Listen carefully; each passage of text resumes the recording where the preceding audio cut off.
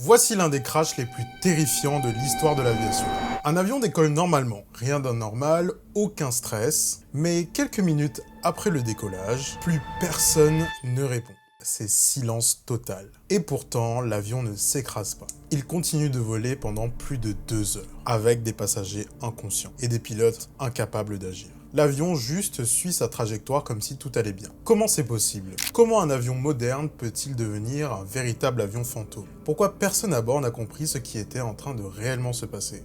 Et surtout, comment une erreur presque invisible a pu condamner 121 personnes? Parce que dans cette histoire, il n'y a pas eu de grosse panne. Non, le danger était silencieux. Et le pire, c'est que plus la situation devenait critique, moins les pilotes étaient capables d'agir. Aujourd'hui, on va décortiquer le crash de Helios Airways 522, une catastrophe unique. Parce que pendant des heures, cet avion volait déjà 100 personnes aux commandes. Et quand tu vas comprendre pourquoi, tu vas voir l'aviation totalement différemment. Une erreur minuscule, des conséquences énormes. Et une situation où personne n'avait vraiment compris ce qui arrivait. Un avion de ligne, c'est pas juste un pilote et un manche. C'est une machine complexe avec des systèmes essentiels pour garder les passagers en vie. Et l'un des plus importants, c'est la pressurisation cabine. Parce que à haute altitude, tu ne peux pas respirer normalement. L'air est trop pauvre en oxygène. Donc l'avion maintient une pression artificielle à l'intérieur, comme si que tu étais beaucoup plus bas. Mais pour que ça fonctionne, il faut que le système soit bien configuré. Et sur ce vol-là, ce n'était pas le cas. Quelques heures avant le décollage, l'avion sort de maintenance, une procédure assez classique. Le système de pressurisation a été laissé en mode manuel, au lieu du mode automatique. Et ça change tout. Parce qu'en mode manuel, rien ne se régule tout seul. Et dans un vol normal, les pilotes ne s'en occupent pas. Donc ils décollent tout en pensant que tout est normal, l'avion monte tranquillement, puis quelques minutes après, une alarme retentit dans le cockpit. Un signal sonore. Mais ce signal est trompeur. Il ressemble à une alarme liée au décollage, pas une alerte de pressurisation. Résultat, les pilotes entendent l'alarme, mais ils ne comprennent pas sa vraie signification. Ils pensent à un problème mineur, et pendant qu'ils cherchent une réponse, l'avion continue toujours plus haut, et à chaque seconde, l'air devient plus rare. Mais ça, ils ne réalisent pas encore. Parce que le vrai danger du manque d'oxygène, c'est qu'il t'empêche de comprendre ce que tu es en train de faire.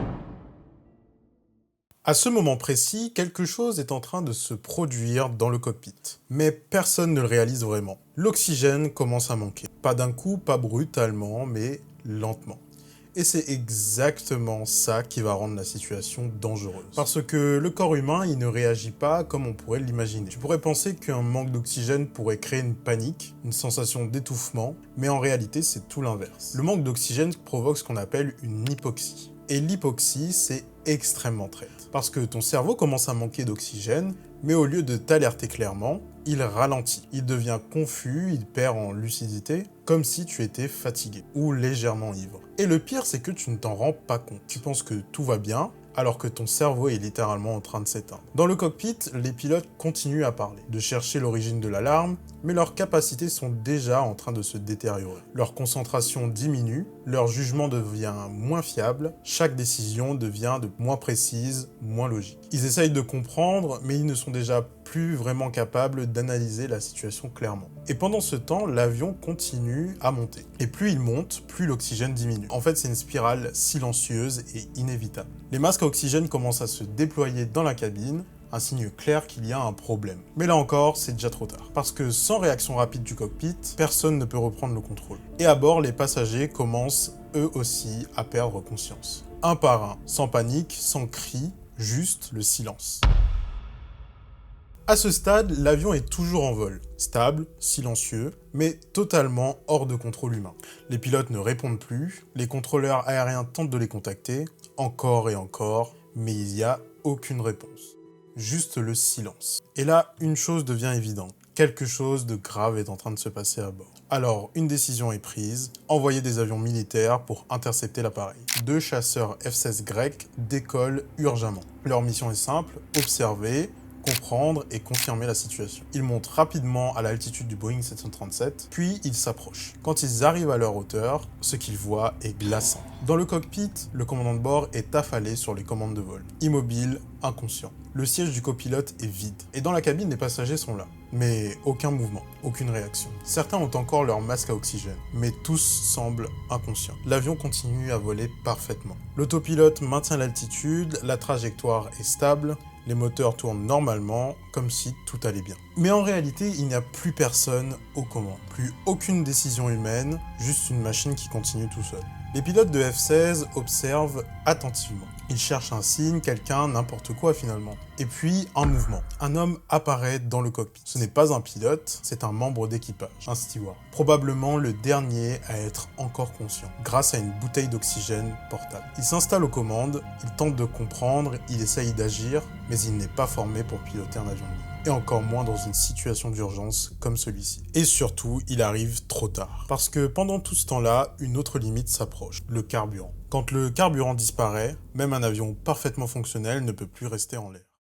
À ce moment-là, presque tout est déjà terminé. L'avion vole encore, mais plus personne n'est vraiment en état de le contrôler. Et pourtant, il reste une dernière chance. Cet homme s'appelle Andreas Prodromou. Et contrairement aux autres, il a réussi à tenir plus longtemps.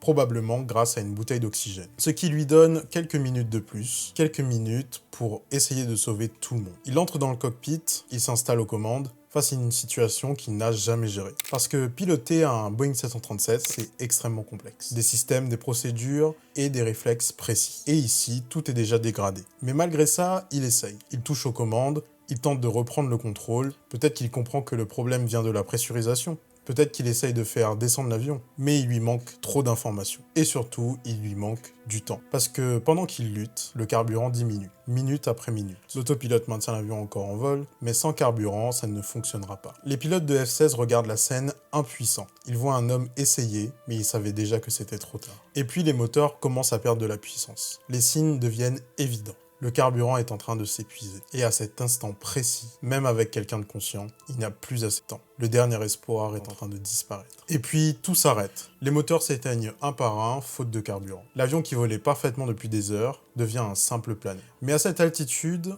et dans une situation pareille, il n'y a plus aucune marge. L'avion commence à descendre, d'abord lentement, puis de plus en plus vite, sans trajectoire contrôlée. Le dernier homme conscient a essayé, mais il ne peut rien faire. Sans moteur, sans formation complète, sans assistance, le Boeing 737 entame sa chute finale, et quelques instants plus tard, il s'écrase en Grèce, près d'Athènes. L'impact est fatal. Les 121 personnes à bord de cet avion perdent tous la vie. Et ce qui rend ce crash encore plus marquant, c'est qu'il aurait pu être évité. Ce n'était pas une panne complexe, pas une défaillance majeure, mais une chaîne d'erreurs, une mauvaise configuration, une alarme mal identifiée et un danger invisible, le manque d'oxygène. Parce que dans cette histoire, le véritable problème ce n'était pas l'avion, mais l'incapacité de l'équipage à comprendre ce qu'il se passait vraiment. Ce crash est différent, parce qu'il ne repose pas sur une explosion, ni une panne spectaculaire, mais sur quelque chose de beaucoup plus inquiétant. Une erreur minuscule, un simple sélecteur mal positionné, et un danger invisible, le manque d'oxygène. Dans la plupart des accidents, il y a un moment où les pilotes comprennent, un moment où ils réalisent et ils essayent de faire quelque chose. Mais ici, ce moment n'est jamais arrivé. Parce que plus la situation devenait critique, moins ils étaient capables de la comprendre. Et ça, c'est le plus terrifiant. Ce n'est pas juste un crash, c'est une perte progressive de contrôle, sans même s'en rendre compte. Aujourd'hui, cette catastrophe a changé les procédures. Les systèmes d'alerte ont été améliorés, les formations insistent davantage sur l'époxy, parce qu'une chose est devenue claire, même avec une technologie avancée, une erreur simple peut être fatale. Si cette histoire t'a marqué, abonne-toi et like cette vidéo.